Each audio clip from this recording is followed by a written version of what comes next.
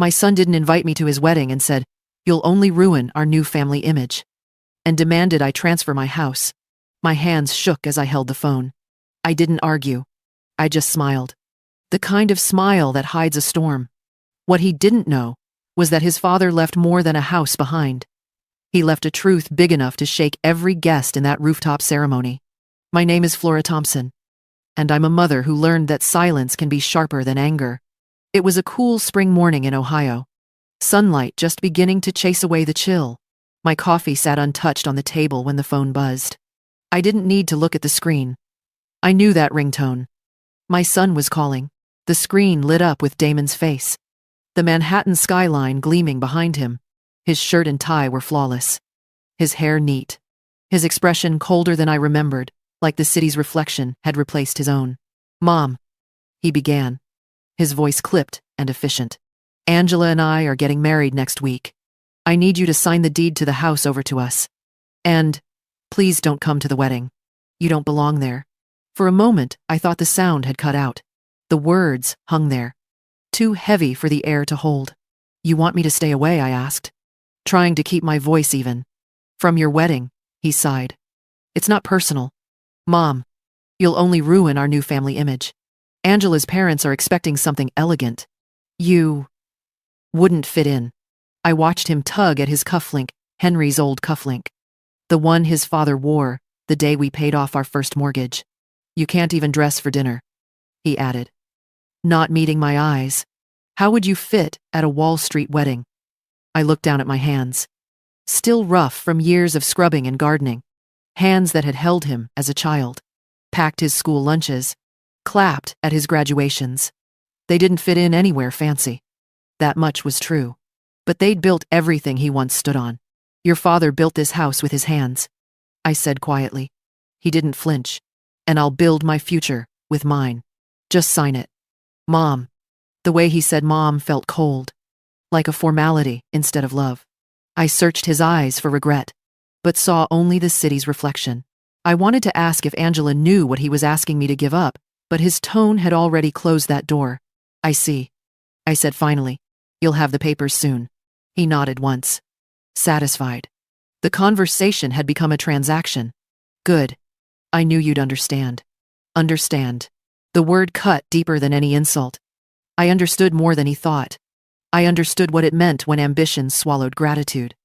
When pride disguised itself as progress.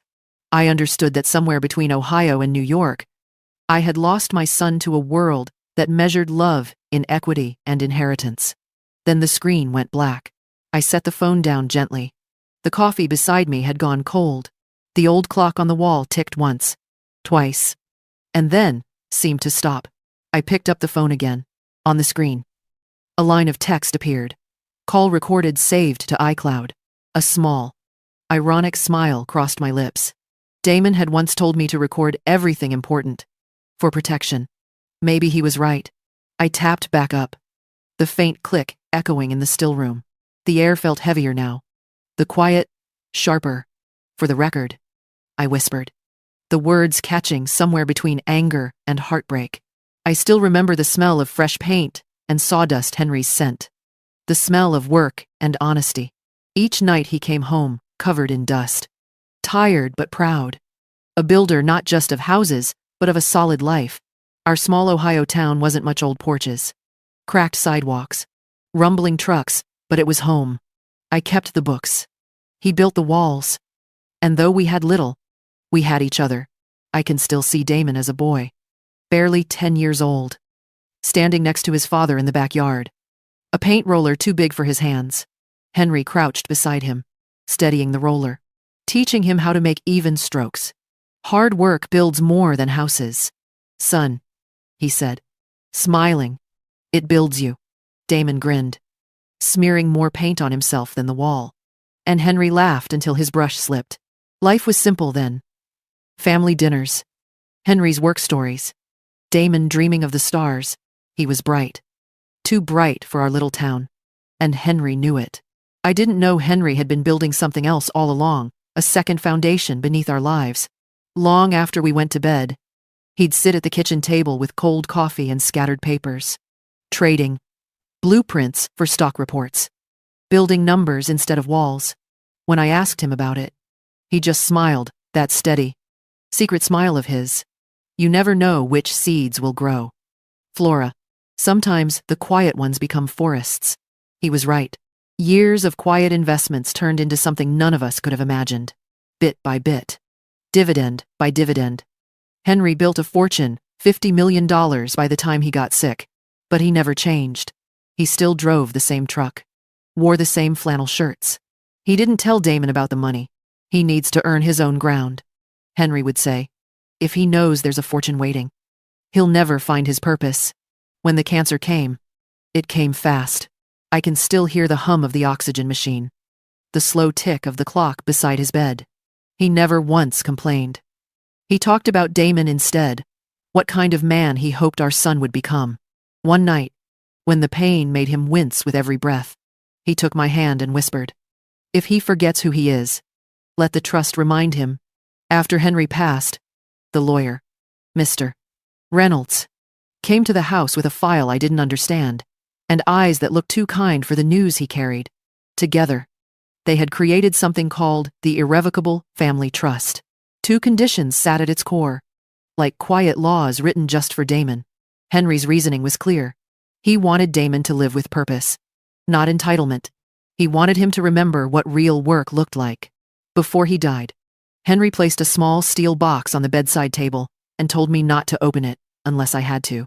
Years later, that box still sits in my closet, heavier than any treasure chest. Inside it lies a USB drive, a sealed envelope, and a letter written in Henry's careful handwriting.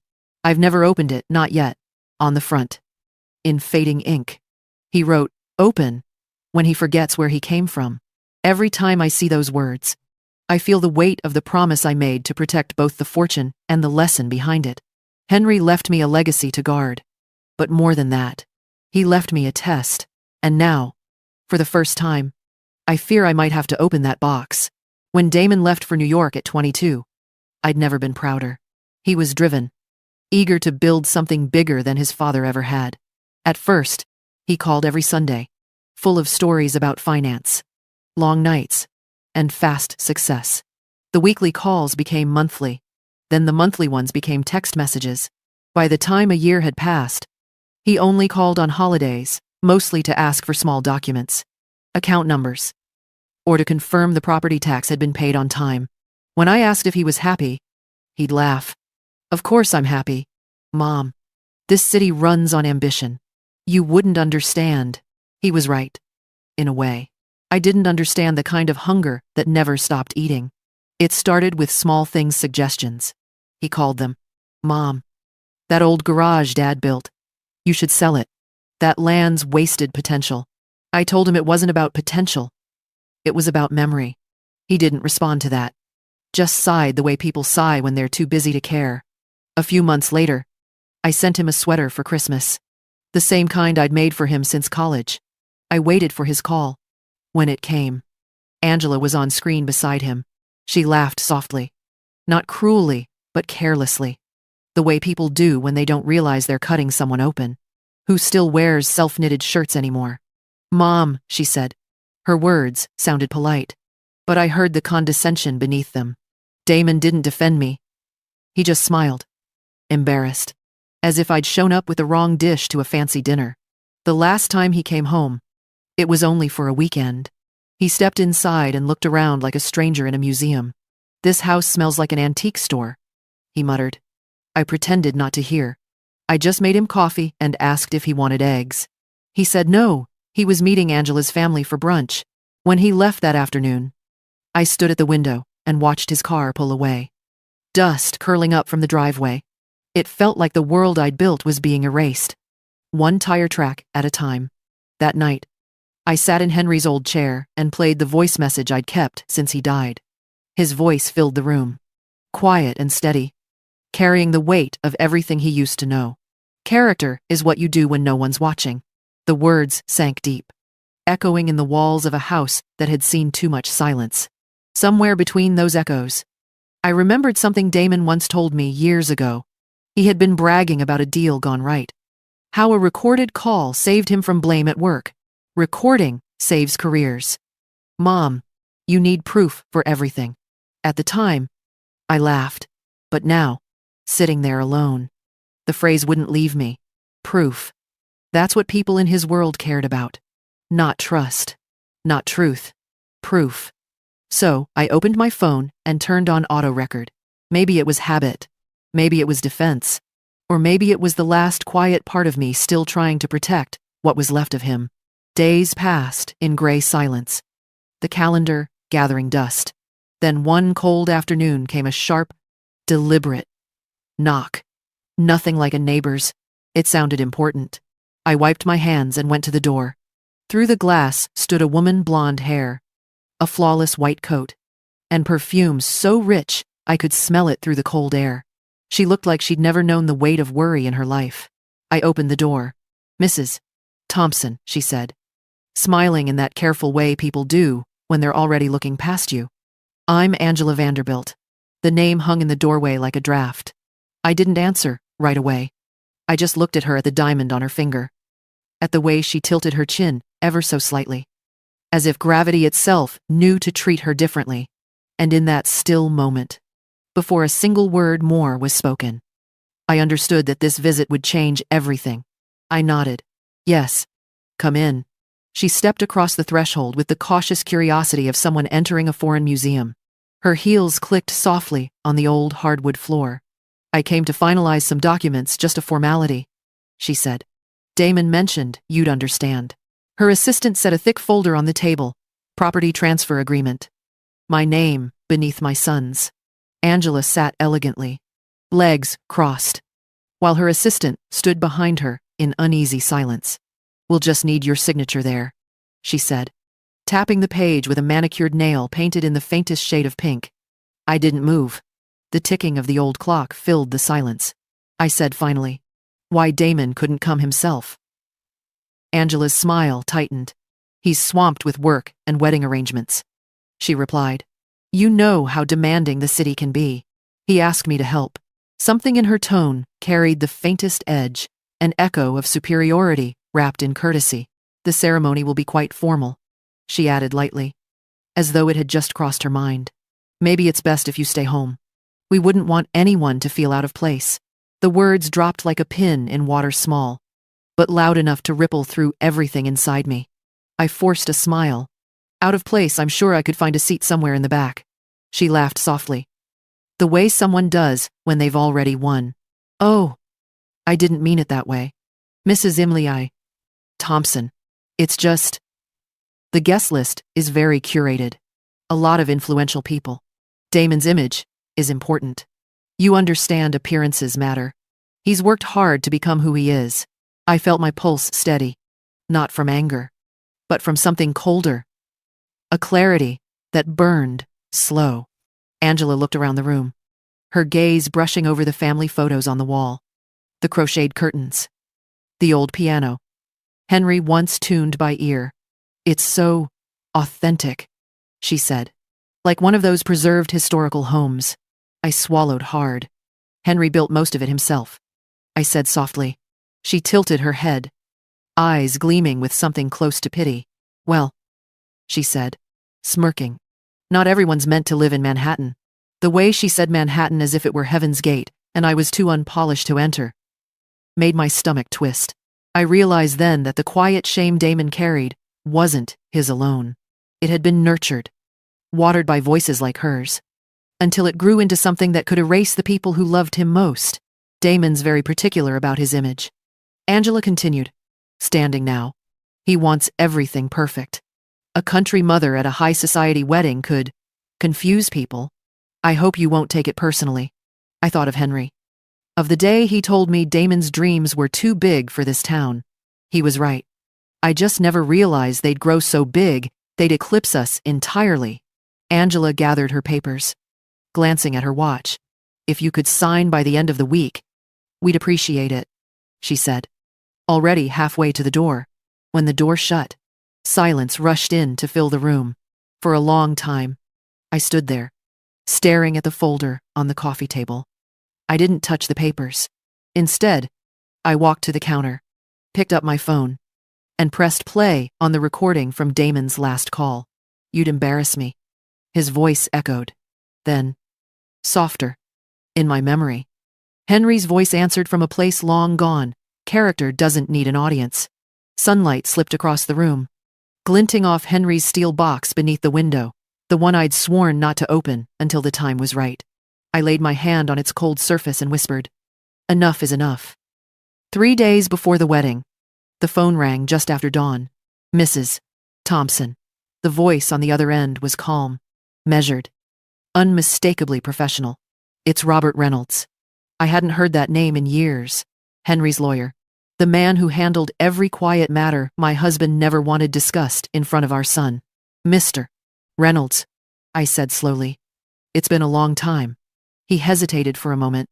"Henry asked me to call you when the time felt wrong. Maybe that time is now."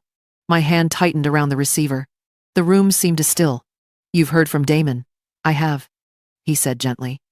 "Word travels quickly in our circles, Flora. It seems he's been acting unkindly toward you.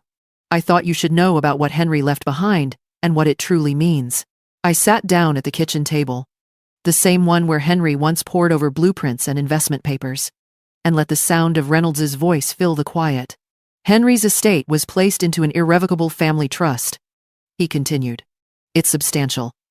His investments grew far beyond what anyone predicted, but there were conditions. 2 of them, to be precise," Reynolds went on, his tone gentle but firm. "The first is called the Community Service Clause. Damon must complete at least 500 hours of community service each year in Ohio, or oversee the Thompson Community Fund with verifiable audits. The second is the Financial Independence Clause. He cannot rely on his spouse's family income or hold any honorary position for appearances." I closed my eyes. The words felt heavy but righteous, pure Henry. Even from the grave. Reynolds paused. "Henry trusted that you'd know when to act. He wrote to me, years before he passed, that the test would come when ambition outweighed gratitude. And if Damon fails those terms," I asked, "then I have the authority to make the trust public." Reynolds said quietly, "To strip him of his inheritance until he redeems himself through work and service." Henry wanted his son to build his own worth before inheriting what others could only dream of. I looked toward the hallway. At the end of it, behind an old cedar door, sat the steel box that had gathered dust for years. My heart beat faster. "Flora," Reynolds said softly, "Henry asked me to remind you this trust wasn't meant as punishment. It's meant as protection." When the call ended, I didn't move for a long time. The sky outside had turned from gray to pale gold. The rain had stopped, leaving small droplets clinging to the glass. Then, with hands that felt steadier than they should have, I walked to the closet and pulled down the box. The steel was cold beneath my fingers, the latch stiff from time. When it finally gave way, the sound it made sharp, metallic, felt like something final unlocking inside me. Inside were 3 things: a stack of trust documents, a small USB drive labeled "For Damon," and a sealed envelope with Reynolds's initials on it. Beneath the papers lay a note in Henry's handwriting, faded, but still certain. "If he forgets who he is, remind him." I sat there a long while, tracing the curve of Henry's letters. The clock on the wall ticked once, twice. Then something inside me clicked with it. Resolve. Not anger. I would go to that wedding. Not to humiliate my son. Not even to confront him. But to defend the legacy Henry had built with his bare hands. Reynolds had already anticipated my decision. Later that evening, another call came. "I can arrange an invitation," he said. "Henry once advised a Vanderbilt partner years ago. It's a small thread, but it's enough to make your presence legitimate." I thanked him, though the words caught in my throat. That night, I pulled my old suitcase from under the bed. Inside went a modest navy dress. At the very bottom, I placed the small silver USB. Its weight felt far heavier than its size. Before closing the case, I whispered into the dim light of the room, "All right, Henry, it's time." Then I turned off the lamp, leaving the house in silence, except for the soft hum of the wind through the trees, steady, patient, and waiting. New York looked like a glass kingdom that night, every building shimmering, every window reflecting a version of perfection that never quite existed. From the rooftop, I could see the lights of Central Park glittering below, tiny and trembling in the wind. The air smelled of white roses and champagne, polished down to the last detail. I stood near the elevator doors, my hands folded around the small clutch that held Henry's letter and the silver USB. The moment I stepped onto the rooftop terrace, the chatter dipped. Crystal glasses paused halfway to lips. For a second, I thought the silence might shatter the chandeliers themselves. "Please welcome the parents of the groom," the master of ceremonies announced. His voice smooth and professional. No one moved. There was no father to present. And the son, my son, was pretending his mother did not exist. I felt eyes slide toward me. Whispers began like a draft, moving through silk curtains. "Is that his mother? Why didn't anyone mention she'd be here?" Angela stood near the floral arch, pale as her bouquet. When she saw me, her expression cracked for the first time. She leaned toward one of her bridesmaids and hissed, "Oh my God, she actually came." Then, louder, so the sound carried. "This is unbelievable. Security. Please." The word security made me want to laugh, but I didn't. I kept walking forward, my heels steady on the marble floor. Before anyone could move, a familiar voice broke the tension. "That won't be necessary." Robert Reynolds stepped out from the crowd, calm and composed, holding a small remote and a manila envelope. "Before this ceremony continues," he said, "Mr. Thompson, your father left something for you." Damon turned sharply, surprise flickering across his face. His jaw tightened. "Mr. Reynolds, this isn't the time." But Reynolds was already clicking the remote. A large screen came alive behind the altar, and Henry's face appeared. Older and tired, but full of that quiet power he always carried. "If my son remembers compassion and respect," Henry said, his voice low and clear, "everything I built is his. If not, the trust will wait until he does." A murmur swept through the guests. Damon's shoulders tensed. He shot me a look half fury, half fear. Reynolds continued, his voice steady. "Henry Thompson's estate, valued at approximately $50 million, is held within an irrevocable family trust. It contains 2 enforceable clauses, one requiring at least 500 hours of community service annually in Ohio, or verified leadership of the Thompson Community Fund, and another prohibiting any financial dependency on a spouse's family." The Vanderbilt family stiffened. Angela blinked rapidly, her grip on her bouquet tightening until the petals bent. "50 million, she repeated, her voice cracking. "He told me his father was just a contractor."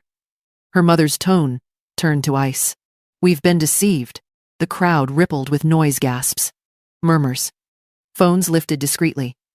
Somewhere near the bar, a banker whispered to his wife, "That's the mother he was ashamed of. She has more grace than all of them." Reynolds raised his hand for silence. "One more thing." He tapped the tablet again, and the speakers filled with a voice I knew all too well. "Sign the deed. You don't belong there." Damon's own words echoed across the rooftop, cold and cruel, unmistakable. Angela turned to him in disbelief. "You said she didn't matter." "Damon, you said she was just—" She stopped, realizing how many cameras were already aimed her way. Reporters were whispering, photographers snapping. Somewhere, someone laughed nervously. Damon looked around, his face drained of color. The applause of social ambition had vanished. Only the hum of the city remained honest, indifferent. I stepped closer, the crowd parting as if I carried a different kind of light. He couldn't meet my eyes. His mouth opened, but no sound came. "Your father taught you to build," I said quietly, "not to buy respect." For a heartbeat, no one moved. Then I turned and began to walk away. My steps echoed against the marble. Small, but deliberate. I didn't look back. I didn't need to. When I reached the elevator, I heard the commotion behind me, voices raised, chairs scraping, the sound of something precious collapsing under its own weight. The doors slid open with a soft hiss. As they began to close, I caught a glimpse of Damon standing there, helpless amid the storm of wealth and gossip he had chosen over family. Security moved toward him. Though there was no reason left to stop me, he tried to follow. But someone blocked his way. In the mirrored reflection of the elevator doors, I saw his face in expensive suit. A hollow stare. A man stripped down to nothing but his reflection. When the doors opened again on the ground floor, the world was quieter. The streetlights glowed like small moons against the pavement. Reynolds was waiting by the exit, his expression unreadable. He didn't say I'm sorry. He didn't need to. Instead, he handed me an envelope. Its weight small, but significant. There's a right way to fix this, he said. I nodded, feeling the exhaustion seep from my bones. Replaced by something steadier. Outside, a gust of wind lifted the edge of my dress, cool and clean against my legs. Somewhere above us, laughter echoed faintly from the rooftop, thin and false. I walked into the city's hum, the letter clutched in my hand. The night, air sharp in my lungs. Henry's necklace pressed warm against my skin, as if reminding me that the truth, once spoken aloud, can't ever be buried again. The headlines came first, loud, merciless, impossible to ignore. Wall Street groom disowns. Mother of $50 million fortune. They ran it everywhere online. On morning talk shows. Even in the papers that used to feature Damon's firm's success stories. By the end of that week, the Vanderbilts had called off the wedding. Angela's father released a single, polished statement about irreconcilable differences and a reassessment of future alignments. In simpler words, they were done with him. Damon lost his job soon after. The same partners who once toasted his charm now whispered about poor judgment and character concerns. Manhattan's doors, which had once opened for him automatically, closed without a sound. Months passed before I saw him again. It was late autumn when he came home. The sky was the color of pewter, and the wind carried the scent of burning leaves. I was mending a curtain when I heard the knock, soft, hesitant, not the arrogant rhythm I remembered. When I opened the door, he stood there on the porch. No tie, no suit, just a worn jacket and a face that had forgotten pride. For a long moment, neither of us spoke. Then his voice broke the silence. Mom, I was wrong. He looked down, hands trembling slightly. I've been thinking a lot lately, he whispered. I realized how bad I was before. I looked down on the person who raised me up. I'm sorry. The wind stirred between us, cool and quiet. His apology didn't erase what had been done, but it reached the part of me that still believed in him. The same part that once cheered when he took his first steps across this very porch. I placed a hand on his arm. You still have the house, I said softly. Now learn to build a home. That night, Robert Reynolds came by with the paperwork that would make it possible. Henry had planned for this. Even in the small details. The trust's clauses weren't meant to punish, they were meant to rebuild. Reynolds arranged for Damon to join the Thompson Community Fund, the very program his father had designed to help the town that built him. The work was hard, manual, honest. Damon started as both a laborer and a manager, fulfilling the trust's twin conditions, service and independence. He painted peeling walls at the shelter, replaced leaky roofs, taught math to children whose notebooks were held together with tape. Every Friday, he filled out a service log, signed by the pastor and countersigned by Reynolds. It became a rhythm work. Learn, give, repeat. He accepted the position of director of the Thompson Fund. The salary was modest, but for the first time in years, every dollar he earned came from his own hands. He oversaw grants, organized budgets, and wrote reports that no assistant polished for him. He was finally living the kind of truth his father had spent a lifetime building. One afternoon, while Damon was repainting the community center, an old man shuffled over, leaning on a cane. He watched Damon brush slow, steady strokes along the wall, and smiled. Your father built this wall 30 years ago, the man said. Damon paused, his hand tightening on the brush. A faint smile touched his lips. Then I'll keep it standing, he murmured. Time softened after that. Winter passed into spring, and the house in Ohio filled with quiet purpose again. Damon spent his mornings at the fund, his afternoons helping repair homes, and his evenings sitting on the porch with me. He didn't speak much about the city anymore. one evening. As the sun dipped low, I brought 2 cups of tea to the porch. Damon sat beside me, his hands still streaked with white paint. The light caught the flecks on his skin, making them look almost golden. "Maybe this is where I should have started," he said, looking out at the yard. I smiled. "It's never too late." "Son." He reached into his pocket and pulled out a small envelope. "Reynolds gave me this today," he said, handing it to me. Inside was a folded note in Henry's familiar handwriting. My breath caught as I read the words. "Proud of you, son, Dad." Damon looked away, blinking hard. I placed the letter back in his hands, closing them gently around it. As the sun fell behind the trees, the fence he'd just finished painting glowed gold in the fading light. The world felt still, as if even the wind had stopped to listen. And for the first time in years, I saw it. The man Henry always believed he could be. The son who finally remembered where he came from. I still can't believe I lived through all of it. The heartbreak, the silence, the slow climb back to forgiveness. But looking back now, I see that life has a way of humbling us before it teaches us what truly matters. Family, integrity, and love outlast any fortune. If my story touched you, please leave a comment and tell me what part spoke to your heart. Don't forget to like this video and subscribe for more stories like mine, because sometimes the hardest lessons are the ones that lead us home.